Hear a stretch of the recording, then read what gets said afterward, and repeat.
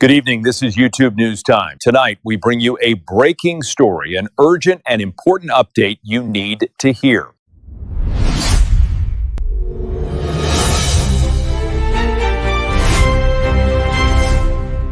Secretary of Defense Pete Hegseth announced that the U.S. will allow Qatar to build an Air Force facility at Mountain Home Air Force Base in Idaho.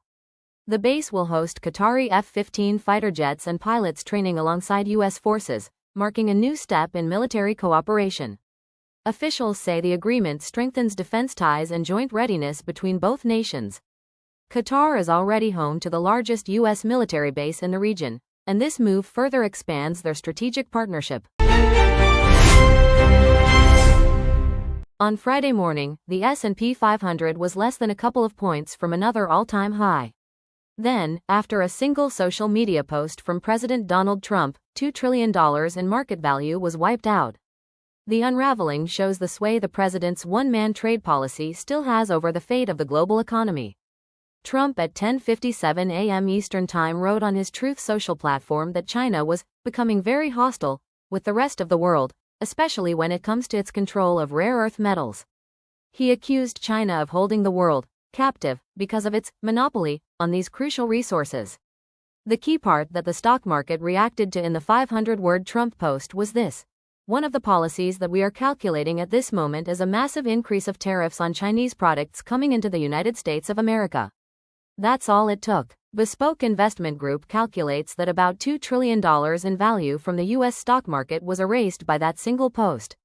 The S&P 500 lost 2.7% as the closing bell rang out at the New York Stock Exchange. It was its worst performance since early April, when the stock market was in the throes of a cascading sell-off from Trump's so-called Liberation Day rollout of higher-than-expected duties for every country on the globe. The Nasdaq Composite, home to the technology companies that rely on trade with China, sank 3.56%, also its worst performance since April. The Nasdaq touched an all-time high before the Trump post in Friday's session. The Dow Jones Industrial Average dropped 879 points, or 1.9% for its worst performance since May. The Russell 2000 small-cap benchmark shed 3%. What sparked Trump's threat? China, overnight into Thursday, tightened its grip further on the rare earths market, of which it controls about 70% of the global supply. Beijing said outside entities must obtain licenses to export pretty much anything using its rare earths and that companies using the metals for military applications would be denied. The company's usage would be reviewed on a case-by-case basis by China. Officials investigating a large explosion that impacted a military and industrial explosives plant Friday morning in Tennessee have found no living victims, Chris Davis, sheriff of Humphreys County, said Saturday. At this time, we have recovered no survivors, Davis said at a Saturday news conference. Early Friday, a thundering blast at Accurate Energetic Systems reverberated across a tight-knit community in central Tennessee, razing an entire building on the plant's sprawling campus and killing a still unknown number of people. At least 18 people were missing after the massive explosion, which rattled homes miles away and rocketed debris for at least half a square mile. Officials have acknowledged fatalities but declined to give a number from what remained a chaotic scene long after the blast. We need our communities to come together and understand that we've lost a lot of people. This don't only affect those families, it runs deeper. This could be people that you grew up with, Davis said, noting one victim was a childhood friend of his.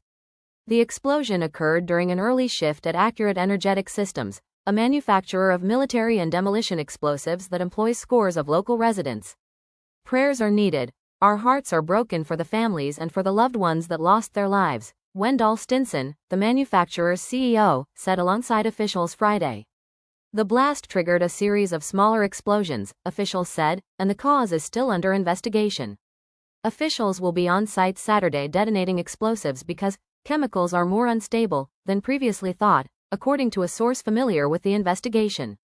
The source added the timing of these controlled explosions is unknown but will be audible to people in the area, noting the point is to ensure the area is safe.